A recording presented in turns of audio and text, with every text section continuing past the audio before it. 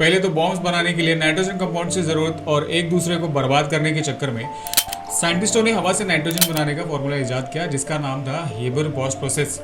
ये जर्मनी में 2 साइंटिस्टों ने मिलकर इस प्रोसेस को इजाद किया और वर्ल्ड वॉर 2 खत्म हो गए। लेकिन बचे हुए बॉम्ब्स का क्या हुआ? बचे हुए बॉम्ब्स के जो रॉ मटेरियल्स थे, जो नाइट्रोजन कंपाउंड्स थे, जैसे कि अमोनियम नाइट्रेट, ट्राइनाइट्रोटोलुएन और एंटी जैसे खतरनाक केमिकल, इसका इस्तेमाल फार्मिंग में फर्टिलाइजर के तौर पे किया गया बिना किसी प्रॉपर टेस्टिंग के और फ्यूचर साइड इफेक्ट्स के। तब इन साइंटिस्ट के हिसाब से फार्मिंग में यूज होने वाले नेचुरल मैन्योर में नाइट्रोजन की मात्रा अगर बढ़ा दी जाए तो जमीन की उपज बढ़ जाती और खेती में अनाज दुगनी मात्रा से बढ़ेगा, यानी कि दुगना मुनाफा।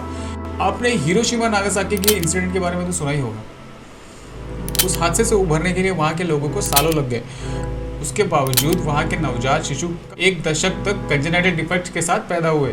ये वही केमिकल है जो फर्टिलाइजर्स के रूप में आज हम और आप सेवन कर रहे हैं। नेचुरल मैन्योर जैसे काउ डंग, ह्यूमन वेस्ट और फील्ड वेस्ट की बजाय सिंथेटिक यूरिया और नाइट्रोजन से बने फर्टिलाइजर के यूज से मिट्टी का कार्बन टू नाइट्रोजन रेशियो बिगड़ जाता है। इसमें पोटेशियम और बाकी के नेचुरल मिनरल्स तो होते नहीं, होता है तो सिर्फ नाइट्रोजन और बाकी के हार्मफुल केमिकल्स।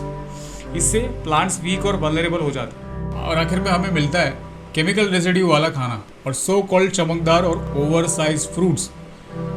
ट्रेडिशनल फार्मिंग का ज्ञान, बायोडायनामिक्स और ऑर्गेनिक टेक्निक्स इग्नोर कर दिए जाते हैं। वैसे ही जैसे किसी बच्चे के सामने टमाटर की चटनी और टमाटो केचप रख दिया जाए तो उसे सिर्फ केचप ही पसंद आएगा। अगर हम स्मार्ट डिसीजन लें तो मिट्टी भी बचेगी और हेल्थ भी। सोच समझ के खाना चुनो, ऑर्गेनिक और देसी को सपोर्ट करो। कहने का तात्पर्य ये है, ये सारे पेस्टिसाइड्स और नाइट्रोजन कंपाउंड्स ह्यूमंस पर जेनेटिक लेवल तक असर करते हैं और नॉर्मल ग्रोथ और इम्यूनिटी हैम्पर करती है। बीते कुछ सालों में एक नॉर्मल हेल्दी इंसान मिलना मुश्किल हो गया है। हमारे पेरेंट्स की जनरेशन ही आखिरी जनरेशन होगी जो खुल के कह पाएगी कि डॉक्टर साहब, हमने आज तक लाइफ में कोई मेडिसिन ले ली फिर भी हम हेल्दी हैं।